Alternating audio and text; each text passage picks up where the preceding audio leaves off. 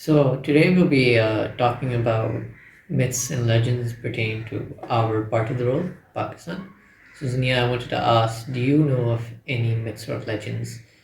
Mhm. So we do have many myths and legends and folk tales and folklore that originates from here.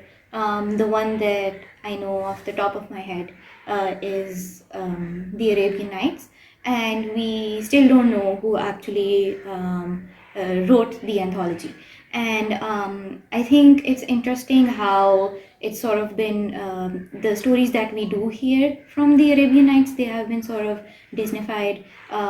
So you have Aladdin, and then you have Ali Baba and Charles Store, and all of these stories we have sort of heard them through the lens of the Occident, which is the West, rather than hearing it from domestic means.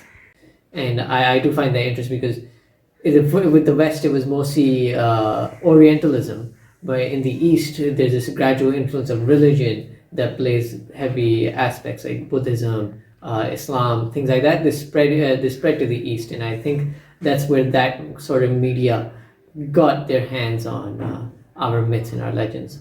Recently जिस story के बारे में पढ़ा है, it's related to Jil Saiful Muluk, and which is a very popular like vacation spot in Pakistan, and I read that it's actually haunted.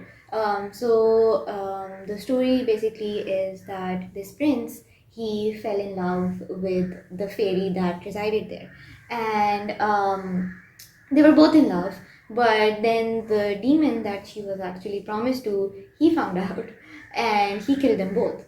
And so the rumor is that people around the valley, that they can still. Yeah, I do think we humanize jinn a lot, considering that there's supposed to be this entity that's very out of this world. When you think about it, we attribute a lot of human attributes to them. I just find that really fascinating. Do you have anything to add to that? Um, I do agree with that because we do have, in Hollywood as well, we have characters like Casper the Friendly Ghost. And then when we look towards Bollywood, we have movies like Bhootnath that sort of add that human element and, human empathy to the idea of this otherworldly entity too. I think that it's more important for us to tell our tales from a more from our point of view, and to popularize such folk tales like the Arabian Nights and the myths that exist here, from like a more domestic angle, rather than taking them in from the West. So with that, we come towards the end of our podcast. I hope you enjoyed it.